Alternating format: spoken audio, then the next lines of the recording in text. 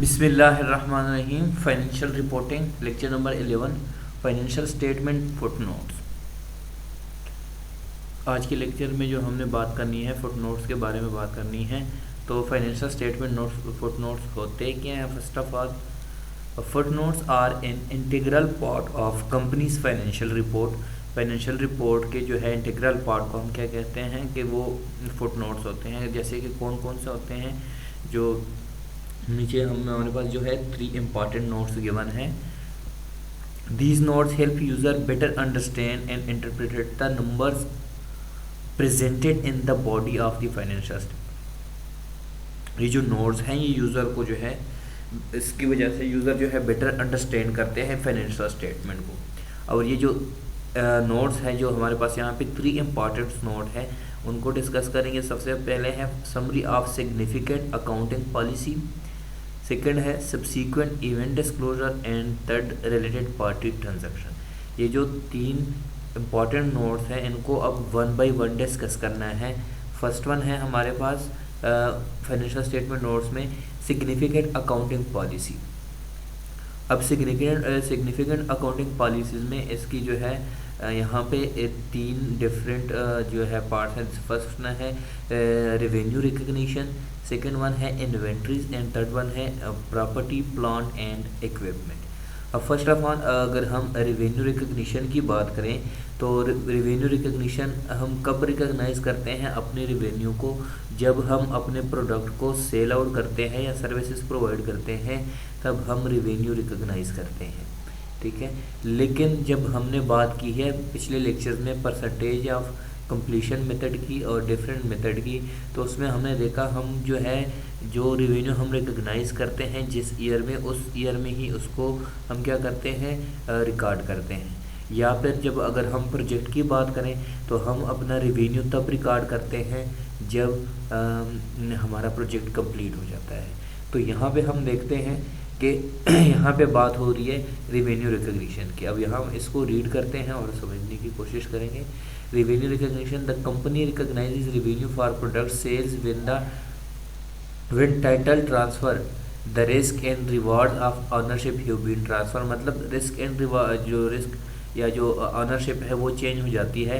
जैसे जो प्रोडक्ट पहले किसी कंपनी के पास होता है या सप्लायर के पास होता है, जब उसको सेल आउट करते हैं तो जिस कस्टमर के पास वो प्रोडक्ट पहुंचता है तो जाहिर बात है तो वो उसके ऑनरशिप चेंज हो जाती है। The fee is fixed and determinable and collection of the related receivable is probable which is generally at the time of shipment. तो जो भी प्रोडक्ट होते हैं, सर्विसेज होती हैं, उसकी जो है प्राइस जो होती है वो डिटर्मिनेबल होती है और फिक्स्ड प्राइस होती है पहले से, ठीक है, कि इस प्राइस पे हमने इसको सेल करना है। अगर उसके बाद अगर हम अक्रूवल बेसिस की बात करें तो अक्रूवल बेसिस में यह है कि ट्रांजैक्शन हो जाती है लेकिन जो कैश है या जो पेमेंट है वो बाद में दी जाती है। Accrual establish for price protection returns and cooperative marketing programme for distributor related to these sale. अगर हम उसके बाद लॉन्ग टर्म की बात करें, for long term contracts the company uses the percentage of completion method to recognise revenues and cost based on the percentage of cost incurred to date compared to the total estimated contract cost। अगर इसको हम देखें तो हम total estimated cast जो है उसके साथ कंपेयर करते हैं, जो कि हमने बात की परसेंटेज ऑफ कंप्लीशन मेथड में, ठीक है, कि जिस ईयर में कंपनी के जो है जितनी भी उनकी कॉस्ट वगैरह लग जाते हैं वो रेवेन्यू जनरेट करते हैं तो उस साल में उसकी जो है जो ग्रॉस प्रॉफिट है उसका रेशो निकालते हैं और उसको रिकॉग्नाइज करते हैं। For contracts involving new unproven technologies, revenues and profit are parts of their are differed until to technologically feasibly is established. Customer acceptance is obtained and other contract specific terms have been completed. जो customer acceptance है और उसके अलावा जो other contract है उसको भी क्या करते हैं, कंप्लीट करते हैं, ठीक है, with the passage of time, जो उनके पास टाइम रिक्वायर होता है। और उसके बाद वो अपनी जो लॉसेस हैं या प्रॉफिट है उसको रिकॉग्नाइज करते हैं, ठीक है। और फिर देखिए लास्ट में one line, revenue for services is recognise ratably over the contract term और सर्विसेज आर बीइंग परफॉर्म। जब तक सर्विसेज वो परफॉर्म नहीं की जाती, ठीक है, परफॉर्म करने के बाद ही उसकी रेवेन्यू रिकॉग्नाइज की जाती है। ये तो बात हुई है रेवेन्यू रिकग्निशन की, ठीक है। और उसके बाद हम बात करते हैं इन्वेंट्रीज की। इन्वेंट्रीज में क्या है, inventories are valued at the lower of cost average cost, ठीक है। मतलब जो सबसे लोअर कास्ट होती है, जैसे अगर हम बात करें हमारे पास जब इन्वेंट्री हम उसकी वैल्यू निकालते हैं तो हमारे पास डिफरेंट में जैसे फाइफो मेथड है, लैफो है, मतलब first in first out, last in first out, या एवरेज जो है एवरेज कास्ट भी है मेथड है। तो यहाँ पे हम उन्हें यूज़ करना है first in first out, or market net realisable value or replacement cost. तो ये तो इन्वेंट्री की बात होगी। थर्ड वन है प्रॉपर्टी प्लांट एंड इक्विपमेंट। अब अगर प्रॉपर्टी प्लांट या इक्विपमेंट की बात करें, ठीक है, तो हम कहते हैं कि प्रॉपर्टी प्लांट एंड इक्विपमेंट में हम जो है डिप्रिसिएशन को उसमें से माइनस करते हैं, जो डिप्रिसिएशन की अमाउंट होती है उसको माइनस करते हैं और फिर जो है रेवेन्यू रिकॉग्नाइज करते हैं, ठीक है, उसमें या लॉस हो या प्रॉफिट हो, ठीक है। तो जो हमारे पास प्रॉपर्टी प्लांट एंड इक्विपमेंट का डिप्रिसिएशन जो है एक्यूमुलेटेड डिप्रिसिएशन, वो हम कैसे फाइंड करते हैं। तो डिप्रिसिएशन की जो है हम यहाँ पे फाइंड करेंगे स्ट्रेट लाइन मेथड से, ठीक है। तो स्ट्रेट लाइन मेथड आपको पता है कि उसमें जो है cost of fixed asset minus depreciation divided by जो यूज़फुल लाइफ होती है उस पर्टिकुलर एसेट की, उसके थ्रू हम डिप्रिसिएशन फाइंड करते हैं। अब नेक्स्ट वन हम बात करते हैं सबसीक्वेंट इवेंट के, ठीक है, कि जो इवेंट होते हैं, ठीक है, उनको हम फाइनेंशियल स्टेटमेंट नोट्स में हम इसको कैसे कंसिडर करते हैं और कैसे उसको रिकग्निशन करते हैं। अब यहाँ पे बात की गई है on January 31, 2003 the company filed with the security and exchange commission a shelf registration periodically sell up to 20 billion in debt security preferred and capital stock depository shares and warrants. कितने की वैल्यू है यहाँ की, 20 billion की है। The company may sell security in one or more separate offering with the size, price and terms to be determined at the time of sale। वो जो company है उन्होंने जो है वो सिक्योरिटी अगर सेल कर देनी है डिफरेंट टाइम में डिफरेंट साइज़ के ऊपर, मतलब जो उसकी प्राइस वगैरह और पर यूनिट वैल्यू वगैरह वो चेंज करके अगर सेल करेंगे, ठीक है, तो उसके बेस पे वो क्या करेंगे, डिटरमाइन भी करेंगे, रिकॉग्नाइज करेंगे। The net proceed from the sale of the security will be use for general corporate purposes. तो उसको जो सिक्योरिटी को जो सेल करेंगे तो उन सब को फिर किस बेस पे यूज़ करेंगे, जनरल कॉर्पोरेट पर्पस के लिए, विच में इंक्लूड, जिसमें कौन कौन सी है जनरल कॉर्पोरेट पर्पस में से, ठीक है, debt repayment, investment and extension of credit of its subsidiary, redemption of any preferred stock the company में इशूज और फाइनेंसिंग ऑफ पॉसिबल एक्विजिशन और बिजनेस एक्सपेंशन, ठीक है। तो ये अगर इसको अब इसी को अगर हम रिलेट करते हैं इवेंट्स, एक और इवेंट्स है जो कि है on February 21, 2003 the company purchase the outstanding stock of rational software corporation. यहाँ पे अगर हम बात करें कि जो आउटस्टैंडिंग स्टॉक है उसको परचेज कर रही है कंपनी, जो उसकी वैल्यू है 2.1 बिलियन इन कैश। तो फिर क्या होगा, rational providers open industry standard tools best practices and services for developing business application and building software products and system.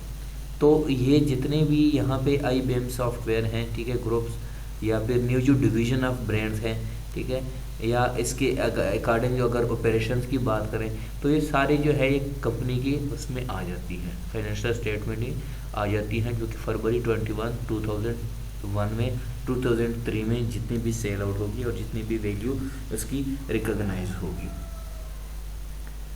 अब जो है अगर बात करें रिलेटेड पार्टी ट्रांजैक्शन, ठीक है, जो रिलेटेड पार्टी ट्रांजैक्शन है जो मतलब जो उससे रिलेटेड होती हैं, ठीक है। अगर यहाँ पे हम बात करें related parties, certain board members of safe AG currently hold और have held within the last year positions of significant responsibilities with other entity as presented in note 35, ठीक है। ये जो नोट 35 है इसको देखिए, इसमें जो भी प्रेजेंट किया गया है, ठीक है, उसकी रिस्पॉन्सिबिलिटी थी किस कंपनी की, जो कि सेफ AG है यहाँ पे। The company has relationships with certain of these entity in the ordinary course of business whereby advise and sell, मतलब उसको जो है उसकी सर्विसेज जो सॉफ्टवेयर हैं, ठीक है, उसको बाय एंड सेल करते थे। अब May 2002 SAP agree to purchase the asset of Minahil management data and business accounting limited. उनको जो है उन्होंने क्या करना है, परचेज करना शुरू कर दिया, ठीक है, जो कि stated in the state of Israel including all business intellectual property contract software वगैरह, ठीक है। ये सारे जो है Minahil has been renamed to SAP manage limited, जो कि उसके फादर थे। मतलब ये यहाँ पे इसकी हिस्ट्री बयान की गई है। जो यहाँ पे थर्ड पार्टी है तो उससे रिलेटेड मतलब जितनी भी ट्रांजैक्शन है, ठीक है, या जो उसकी वैल्यू है वो उन्होंने यहाँ पे नोट कर दी गई। अब यहाँ पे मई 2002 की बात हो रही है।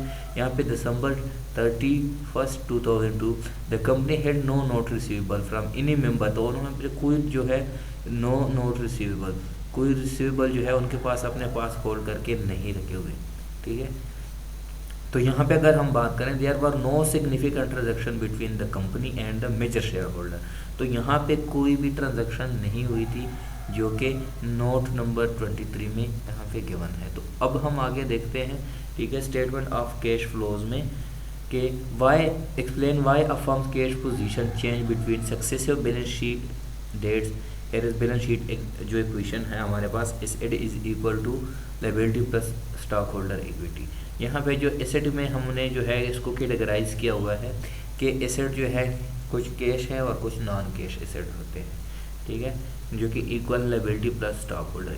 जो कैश है हमारे पास यहाँ पे लायबिलिटी माइनस जो नॉन कैश एसेट इस तरफ आ जाएगा प्लस स्टॉक होल्डर इक्विटी। अब इसमें अगर हम चेंजिंग की बात करें कैश की, कि change in cash is equal to change in liability minus change in non cash asset plus change in stockholder equity. At the same time, it explains why non-cash asset liabilities and stockholder equity have changed.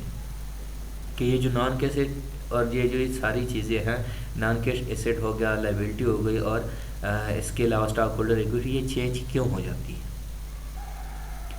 तो इसमें देखें हमारे पास first one है cash flow statement format.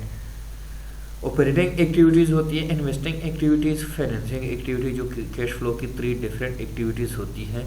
तो first one है cash inflows and outflow from transaction in event that affect operating income. Second one cash inflows and outflow from loaning money, मतलब जो कि इन्वेस्टिंग एक्टिविटीज़ में आती हैं, ठीक है, to other investing in securities or in asset, जिसमें कौन कौन सी चीज़ें इक्विपमेंट आ जाती है, use to produce goods and services, मतलब जिससे हम गुड एंड सर्विसेज प्रोड्यूस करते हैं, इन्वेस्टिंग एक्टिविटीज़ में वो आ जाती हैं। फाइनेंसिंग एक्टिविटी आपको पता है कि जिसमें हमारे पास कैश इनफ्लोज, वो कैश इनफ्लोज और आउटफ्लोज होती हैं जो कि हम मनी बोरो करते हैं या अपने स्टॉक सेल करते हैं या फिर अपना डिविडेंड पे करते हैं, तो ये फाइनेंसिंग एक्टिविटीज़ आ जाती हैं। तो ये सारे इसमें जितनी भी चेंजिंग आ जाती है, ठीक है, कैश में, तो हम कहते हैं चेंज इन कैश। अब जो नेक्स्ट वन है, इसके अलावा हमारे पास जो वैल्यू यहाँ पे गिवन है उसको देखते हैं। Cash flow statement Walmart example, ठीक है, इसकी से पहले इसके क्वेश्चन भी गिवन है। यहाँ पे जो है, यहाँ पे डायरेक्ट इसकी जो है हम देखते हैं कि यहाँ पे 3 ईयर लिए हैं, 2000, 2001 एंड 2002। और यहाँ पे जो है बात हो रही है operating activities, cash flows from operating activities. जो नेट इनकम यहाँ पे गिवन है, adjustment to reconcile net income to net cash provided by operating activities. तो डिप्रिसिएशन एंड अमोर्टाइजेशन की वैल्यू यहाँ पे गिवन है तीनों में। इसी तरह यहाँ पे जो है सारी जो इंक्रीज एंड डिक्रीज जितनी भी वैल्यूज़ हैं यहाँ पे गिवन है। रिसीवेबल की या पेएबल की जो हमने पे करने हैं, या जो रिसीवेबल जो हमारे पास रिसीव होंगे, तो कौन कौन सी वैल्यू यहाँ पे माइनस होनी, जो ब्रैकेट में है ये माइनस होगी यहाँ पे, और जो बगैर ब्रैकेट के है वो हम प्लस होगी। अगर देखें 2000 में हमारे पास वैल्यू है आ रही है यहाँ पे 8194, 2001 में जो है 9600 और 2002 में भी इसी तरह वैल्यू हमारे पास आ रही है। तो आगे इसको देखते हैं, हमारे पास जो है इसी तरह यहाँ पे जो है तीनों किस्म के जो है हमारे पास एक्टिविटीज़ गिवन है। इन्वेस्टिंग एक्टिविटीज़ भी हैं, फाइनेंसिंग एक्टिविटीज़ हैं, ठीक है, और उसके अलावा जो है हम देखते हैं यहाँ पे नेट इंक्रीज डिक्रीज जो है हम यहाँ पे देखते हैं कैश एंड कैश इक्विवेलेंट की। तो यहाँ पे 2000, 2001, 2002 की अगर बात करें तो हमारे पास डिफरेंट वैल्यूज़ आ रही हैं, ठीक है। 2000 में हमारे पास 1856, अगर 2001 की बात करें 2054, 2002 की बात करें 2161, जो कि कैश एंड कैश इक्विवेलेंट के इक्वल है यहाँ पे, जिसको हम आगे फर्दर भी डिस्कस करेंगे with the help of example. यहाँ पे अगर हम बात करें डिफरेंट ट्रांजैक्शन गिवन है, ठीक है, और यहाँ पे हमने बात करनी है cash flows versus accrual earning की, ठीक है। यहाँ पे इसको हम वन बाय वन डिस्कस करेंगे आगे हमारे अपने उसमें। अब यहाँ पे हम बात करते हैं एनालिसिस अब cash income versus change in cash for year, जो कि चेंजिंग हुई है, एडवर्टाइजिंग रेवेन्यू है, रेंट वगैरह, यूटिलिटीज़, ऑपरेटिंग एक्टिविटीज़ की वैल्यू गिवन है यहाँ पर, और उसके बाद इन्वेस्टिंग एक्टिविटीज़ भी है, फाइनेंसिंग एक्टिविटीज़ भी गिवन है, और उसके अलावा चेंज इन कैश के हमारे पास जो वैल्यू आई है उसको भी देखते हैं, ठीक है, कि कितनी वैल्यू आ गई है इसके हिसाब से। तो ये है आज के लेक्चर की